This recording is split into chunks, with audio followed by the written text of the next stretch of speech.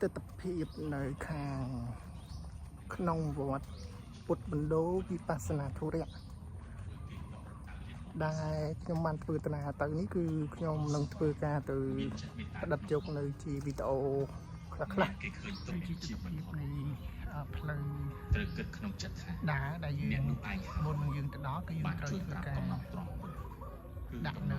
ទំនាប់ជើងនៅខាងមុខនេះបាទអញ្ចឹងគឺឃើញថាស្រស់ស្អាតវ៉ាវស្រស់ស្អាតមែនទែនទិដ្ឋភាពនេះគឺវត្តពុទ្ធមណ្ឌលវិបស្សនាធុរៈស្ថិតនៅជាប់នឹងភ្នំបដងអញ្ចឹងបើសិនជាករណីយើងមកលេងភ្នំបដងគឺយើងអាចមកទស្សនានៅក្នុងបរិវេណទីធ្លាវត្តបាទអញ្ចឹងនេះគឺជាកន្លែងដែលយើងត្រូវធ្វើការទុកទំនាប់ជើងទី147បាទអញ្ចឹងខ្ញុំសូមដាក់នៅដល់រាហុល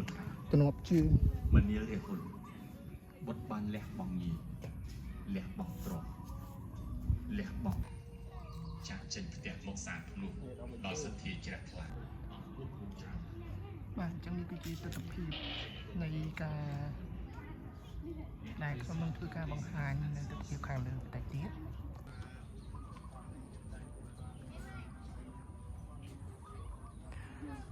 បាទអញ្ចឹងនេះគឺជាទិដ្ឋភាព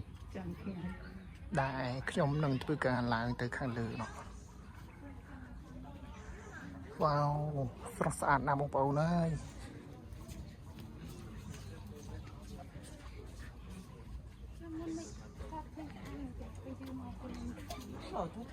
ដូចជាតាមខ្ញុំដឹងយើងអាចឡើងបានថាជាបិទត្រឹមម៉ោង5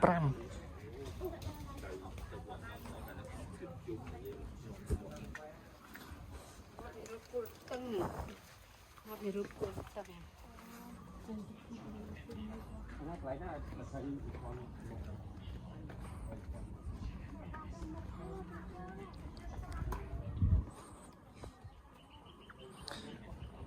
វ៉ាវ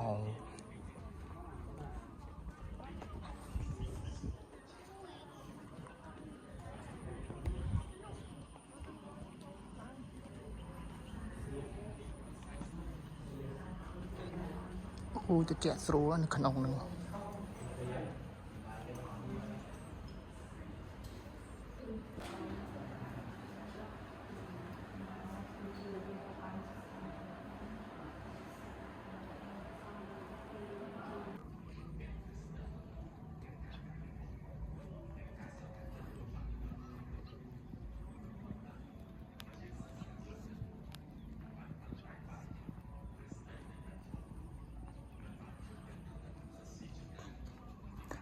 បរិវេណនៅខាងក្រៅ